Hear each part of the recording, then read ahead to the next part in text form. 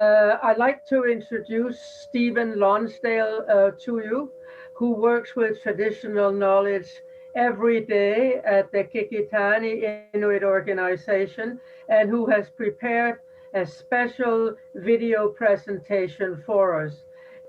Umnushaku ubulumna kaya ublakut Stephen Lonsdale wiyuma Qikiqtani Inuit Qikiqtani qanayaq wiyuma Inuit Qaujimajatuqangit mishtano awlak wiyuma akuni qaddatamani lumniyuma seven kaya qaruni kiwayik ne qanay lumniyuma tamani miyutaw yuma yaqalunni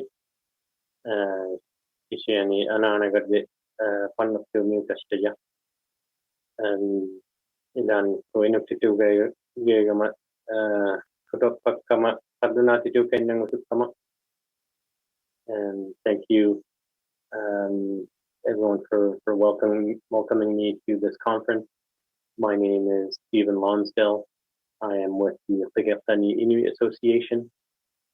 I am in a position right now called the Inuit Qaujimajatuqangit manager, although I've been here a number of years and have held a number of positions around the implementation of the Nunavut Agreement, the Nunavut Land Claims Agreement, as well as being an environmental and regulatory affairs advisor. A lot of my work, no matter really the position, has involved in one way or another the study and application of Inuit traditional knowledge, what we call Inuit Qaujimajatuqangit, or for short IQ. Throughout the presentation, you'll hear me kind of revert back and forth from those pronunciations and abbreviations. So before I jump into the presentation itself, I'd like to actually just do a little backgrounder on QIA, the Qikiqtani Inuit Association. We are a regional Inuit organization in Canada's Arctic, in the Nunavut region, which is the where I'm based out of the capital city of Nunavut, which is Inuit. And so under QIA, our mandate is born out of the Nunavut Land Claims Agreement, and we do have a mandate to protect and promote Inuit rights and Inuit values. And under the Nunavut Land Claims Agreement, or Nunavut Agreement for short, this agreement is a constitutionally protected document which has the same standing as the Charter of Rights and Freedoms, the Canadian Charter of Rights and Freedoms, which is comparable, say, to the American Constitution, I'd say. And so it has a very high level of recognition, really. And so the majority of our work stems from that. And through an elected board of directors, we represent Inuit in 13 different communities with a population of about 16,000 Inuit. I'm just going to bring up, I'll share my screen here and go through the presentation itself. Just mind me for a second as I put that up. So my presentation today is on a study that we did a couple years ago. It was a strategic environmental assessment on oil and gas for the Baffin Bay and Davis Strait. And it's rather hard to fit in a 2 years work into a 15-20-minute presentation. So for the sake of time, I'm really going to focus on explaining what Inuit Qaujimajatuqangit is and the lessons learned in the study, specifically on the points of the Inuit worldview. So QIA was asked by the Canadian federal government to collect IQ for the Nunavut Impact Review Board-led study on oil and gas. And so with the Nunavut Impact Review Board, they are an institution of public government within Nunavut that are really they are the governing body for environmental assessment. So they were leading the project, and we did our own parallel study based on traditional knowledge, based on IQ, that would feed into the larger report that would be submitted by NERB for ministerial consideration. So the consideration was actually for a 5-year moratorium on oil and gas permits in the Arctic, and this report is to feed into the decision-making process to to either lift the moratorium or to continue it. And so, for such a high-level assessment, traditional knowledge has not been it has not really been considered at such a high level.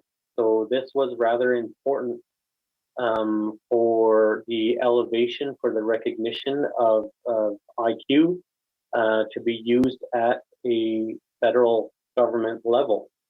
And so, it is important to note that the QIA's portion anyway, is not a scientific study. It's not a scientific paper.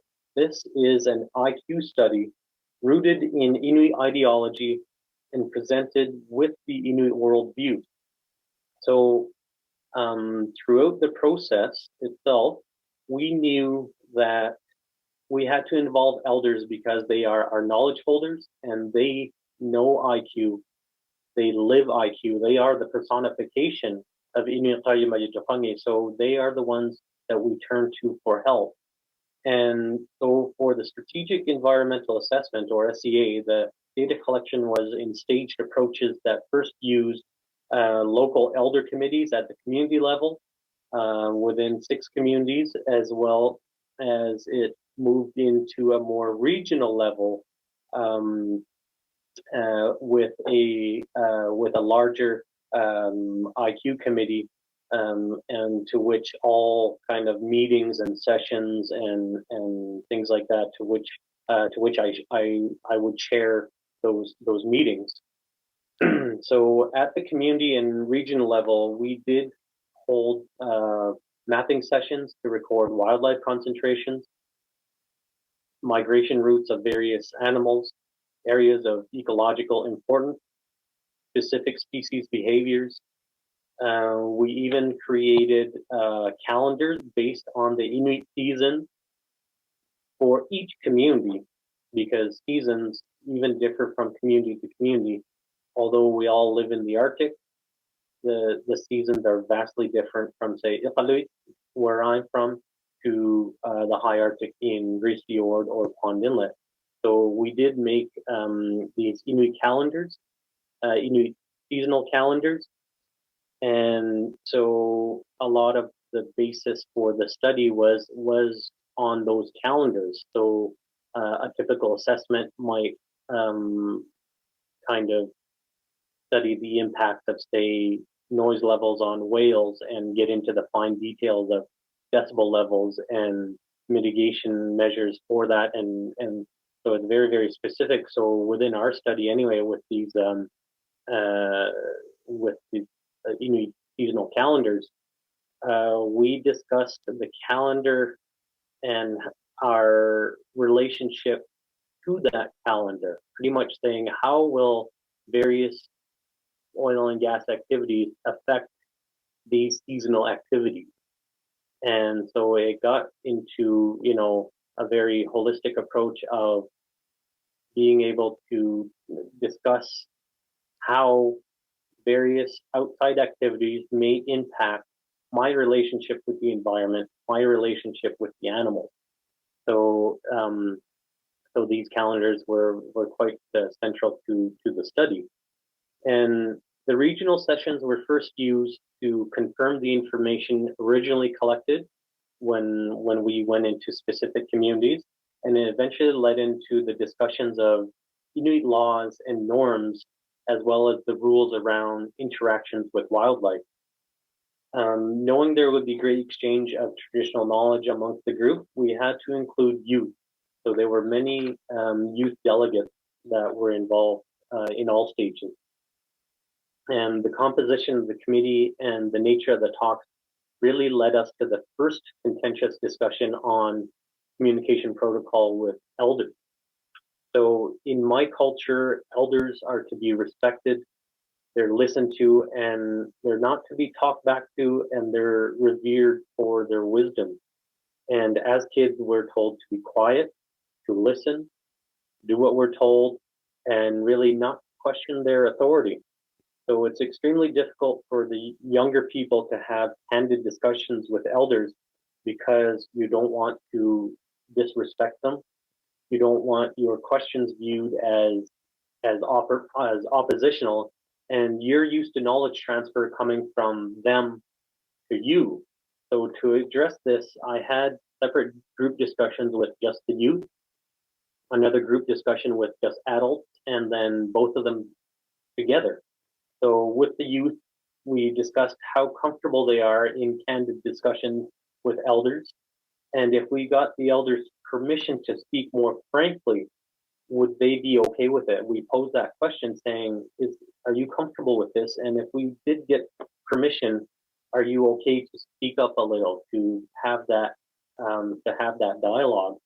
And so they said it would be something different and that they would get used to it, but only if that permission was explicitly given. So I then spoke with the elders and basically asked them, is it okay to ask you direct questions, to have dialogue that included things like a continued line of questioning, to asking for detailed clarification, and things that might come across as oppositional but are more inquisitive. And so the elders actually were very thankful for that discussion, and it was a great relief to actually get that permission to freely navigate this new social protocol. It was also pointed out that historically sensitive discussions were only amongst elders. So anytime there was a contentious issue, something sensitive, younger people were asked to leave and the elders would sit down and discuss amongst themselves. And so now it was identified that knowledge transfer is now extremely important. And for the sake of preservation, really, we have to change this protocol to actually have young people in the room while discussing sensitive issues. So with that kind of with that permission given and that newfound freedom, especially by us younger people, we were able to kind of openly and talk a little bit more freely without being too intimidated. Not intimidated, that's not quite the word. It's more like to be a little bit careful, to be reserved. So this would allow the discussion to be just a lot more free-flowing. So within these discussions, we tried to have things like, species-specific discussions around mitigation, shipping management, research, stuff typical of an environmental assessment. But all the discussions it would go back to Inuit decision-making and Inuit design processes, or actually lack thereof.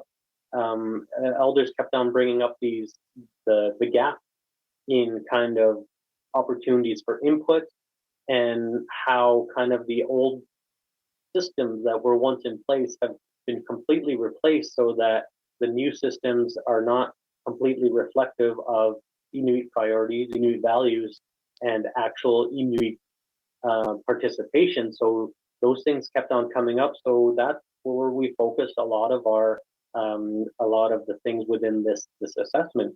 So naturally the discussions became focused on how we may begin to address these gaps and in a more Inuit-centric manner.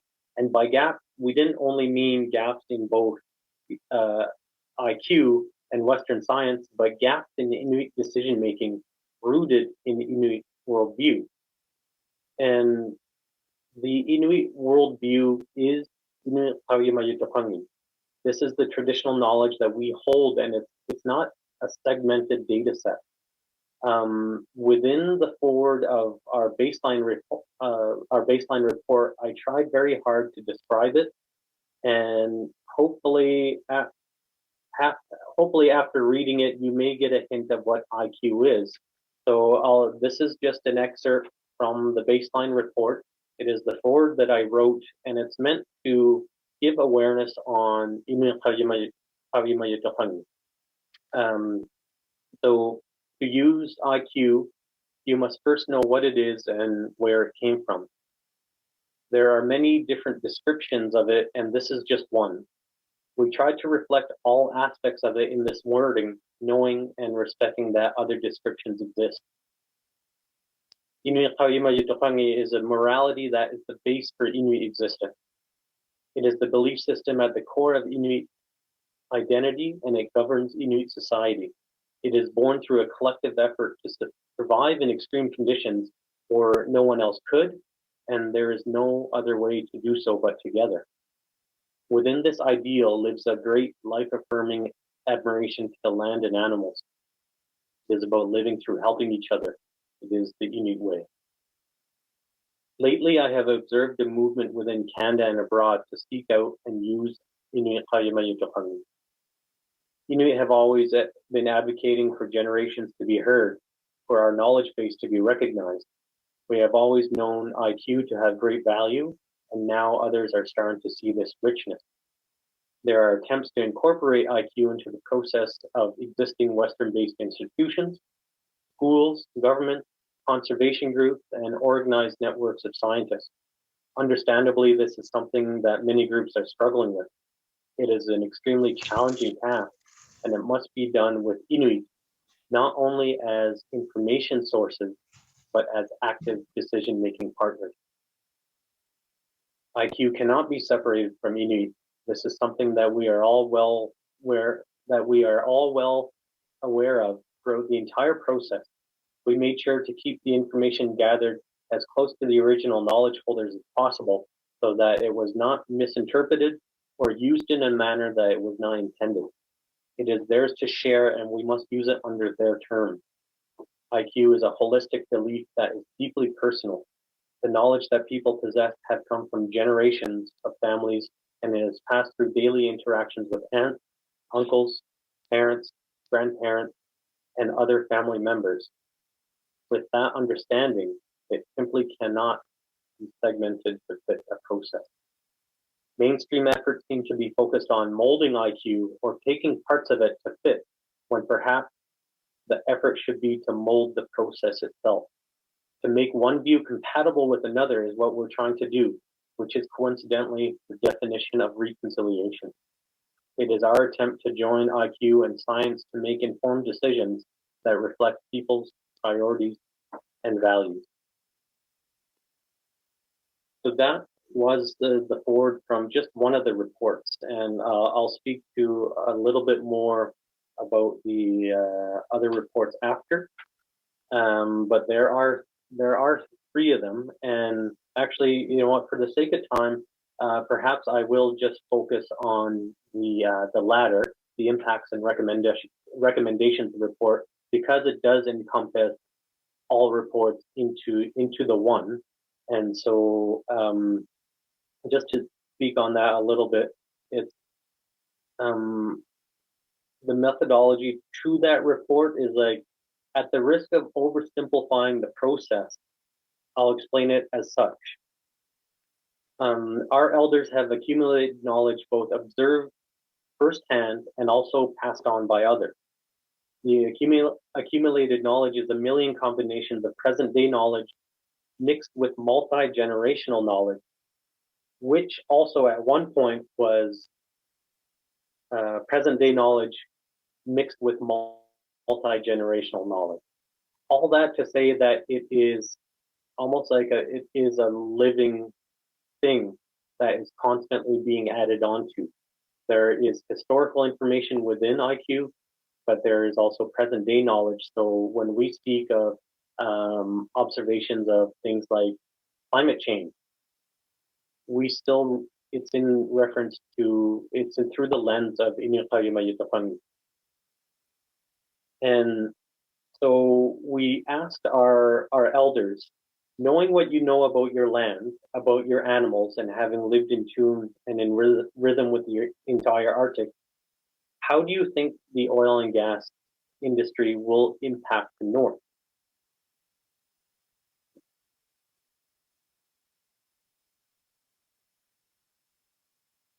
So each of our recommendations, actually, I'll get to this one here, the recommendations page.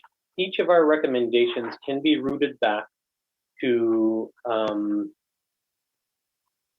a discussion, comment, or concern by an elder. And so there are too many to get into, so perhaps I'll share the most relevant ones to kind of this idea of heritage, this idea of new approaches to kind of reconciliation, approaches to respecting and using traditional knowledge more. So one of the biggest ones was to include traditional knowledge in research. One of the rules that we have is that animals are to be left alone unless they are being harvested. So what this means is that the acceptable levels of interaction with wildlife differs greatly between Inuit and non-Inuit, especially researchers. And traditional ways do not mean donate, and they do not mean dated. An example is the collaring or live capture of animals for tagging. This is highly controversial as it goes against the rule of leaving animals be. So a good alternative for counting and tracking movements is to set up, say, a high resolution camera on bottleneck points. We're picturing, a high resolution balloon camera on a hardwired tether that could stay stationary for up months on end if need be, and counting animals at bottleneck points like fish, whales, caribou, whatever it might be. So this is a high-tech approach that follows traditional rule. I want you to think about that for a sec when I say high-tech and traditional.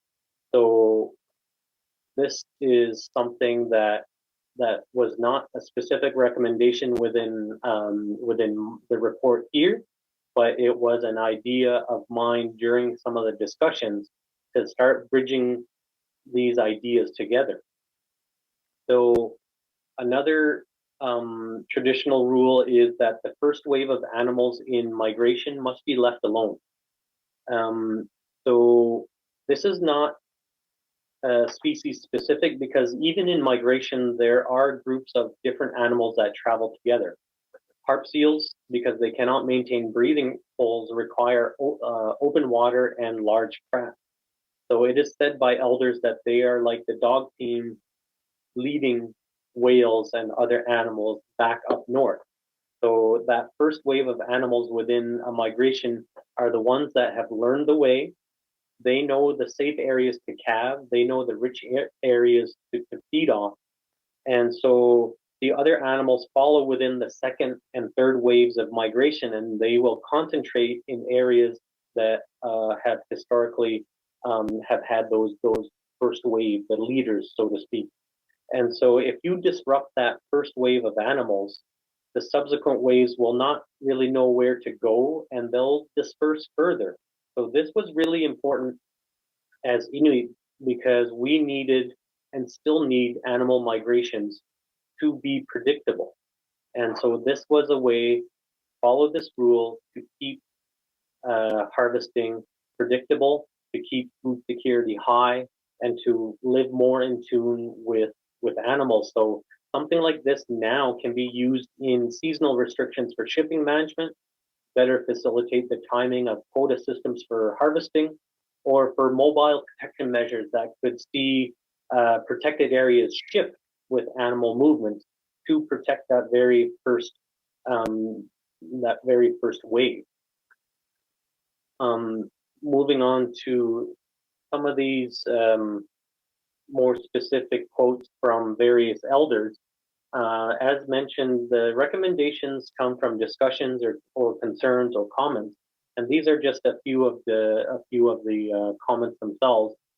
And the idea for an oil and gas research institute, one of the recommendations came from the quote of it was actually Okoko Kwara from Pond Inlet saying, "We must give the oil and gas people a list of our rules."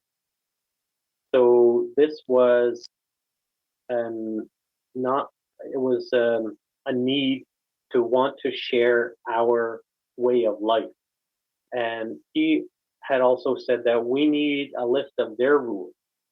So things like Transport Canada regulations, emergency response procedures for any oil spills.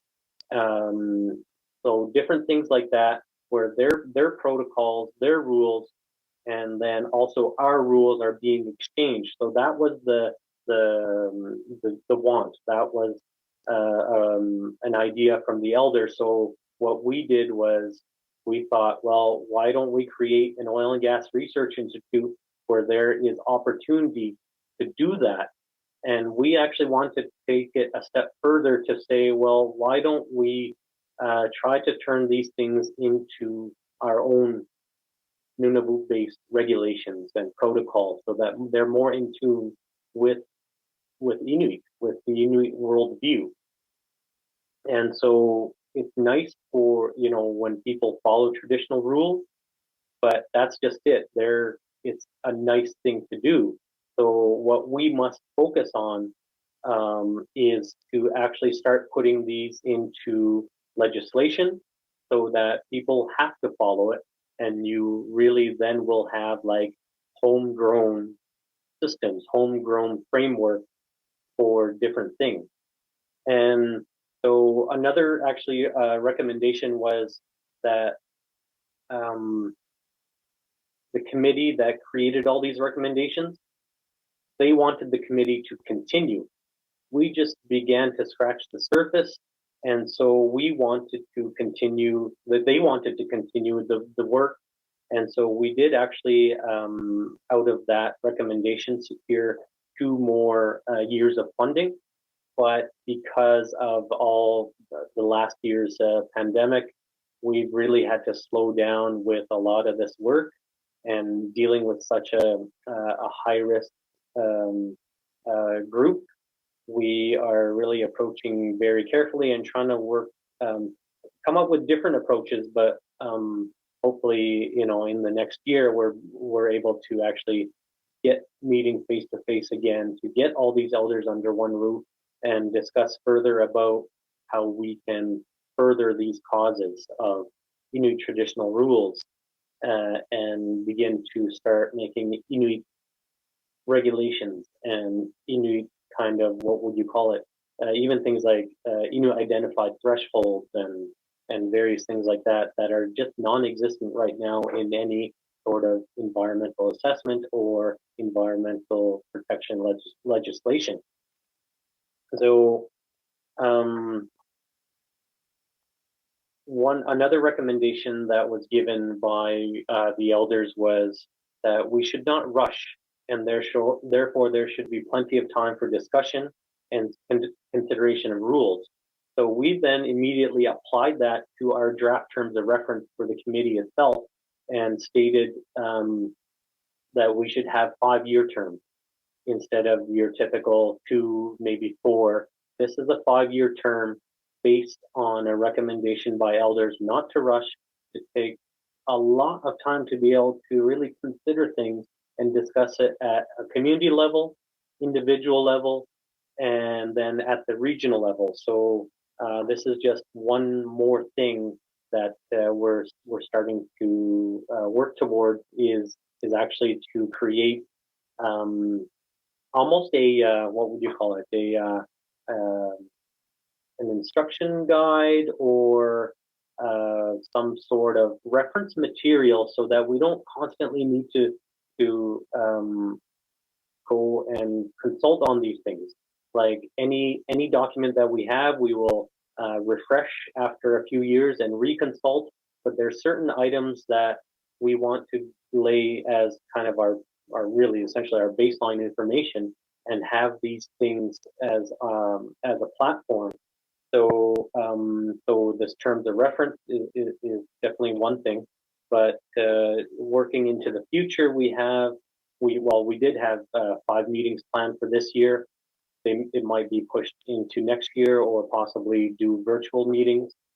Have different things like more knowledge exchange with other Inuit across Canada and internationally. And hopefully at the end of these 2 years, we'll have this how-to manual on approaching. And it's not going to be an exhaustive list. It's more about laying the groundwork to continue this work. So although right now the million-dollar question is, how do you use traditional knowledge? That's not quite there. And this conference, helps to move that along. These discussions help it to move along.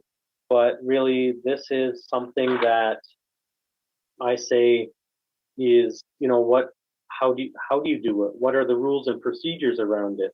The short answer is that it's not spelled out yet, but we do have work going towards it. And what we do know is that it has to be based on Inuit value, and it has to be based on the Inuit worldview. So it must be Inuit who lead the way. It must be Inuit who design the proper knowledge sharing framework.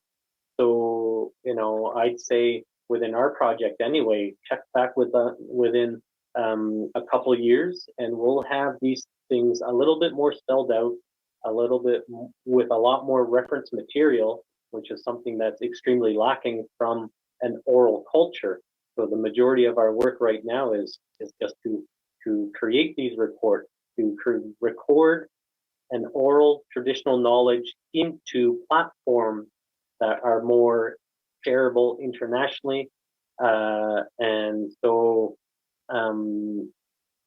I'd say our baseline report that I think I've handed out to some of the organizers is a good start of where we might want to go, along with the recommendations. So like I said, check back within a couple of years. Perhaps I'll present once again with our findings.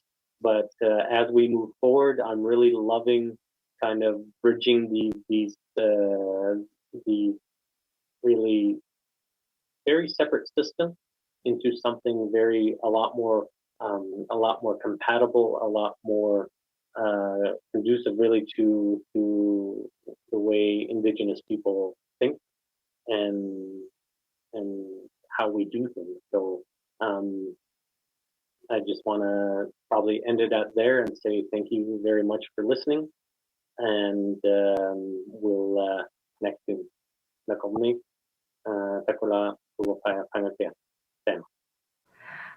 Thank you, Steve. That really is, I think, just about the best explanation of Inuit traditional knowledge I have ever heard. I think you're doing just amazing work.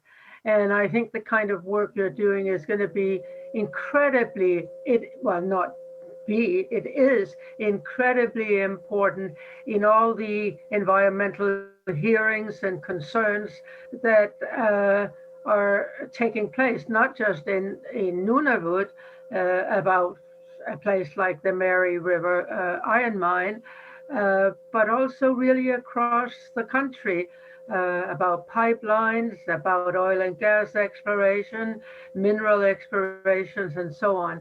I think it is very, very important work that you're doing that will have the Inuit point of view, the Inuit values, and I really think this is a major, major step towards the goal of decolonialization. Also, I absolutely love your idea of an institute of research about traditional knowledge.